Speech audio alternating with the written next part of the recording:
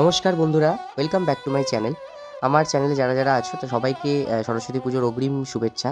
আর কদিন বাদেই সরস্বতী পুজো। আর এখানে কিন্তু আমি চলে এসেছিলাম কুমোরটুলিতে। কুমোরটুলিতে কেন এসেছিলাম এটা বলবো।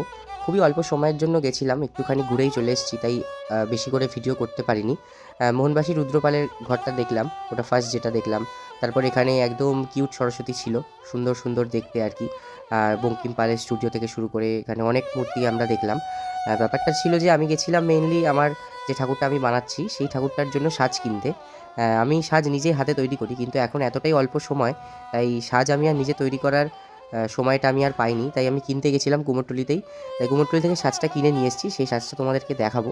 তার আগে তোমরা দেখে নাও কুমোরটুলির এত সুন্দর সুন্দর প্রতিমাগুলো। সত্যি কুমোরটুলির শিল্পীদের হাতের কাজ কিন্তু একদম অতুলনীয়, দারুণ তাদের কাজ।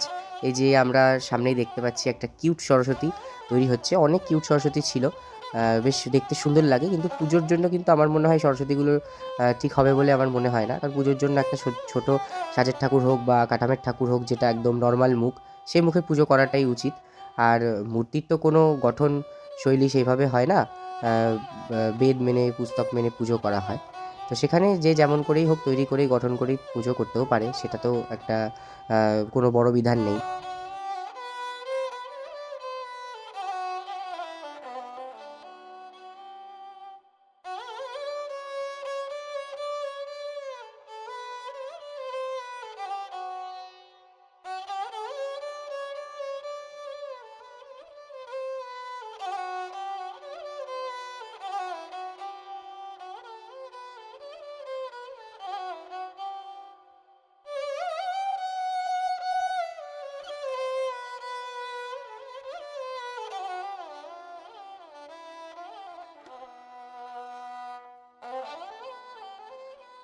আর এই যে আমি যে সাজটা কিনেছি, এই সাজটা এটা কিন্তু ৬ আঙ্গুলের সাজ।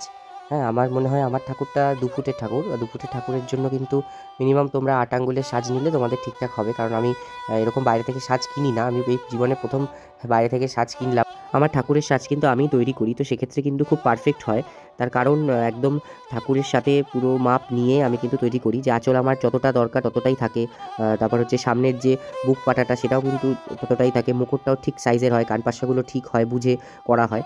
তোমরা যদি করো তাহলে নিজেরাই তৈরি করার চেষ্টা করো, সেটা যেমনই হোক না কেন, দেখবে আস্তে আস্তে অটোমেটিকলি ভালো তৈরি হতে থাকবে। তো চলো, টাটা বাই বাই। যদি ভালো লেগে থাকে তাহলে কিন্তু অবশ্যই সাবস্ক্রাইব করবে, কমেন্ট করবে, লাইক করবে, পাশে থাকার চেষ্টা করবে। Tata bye bye.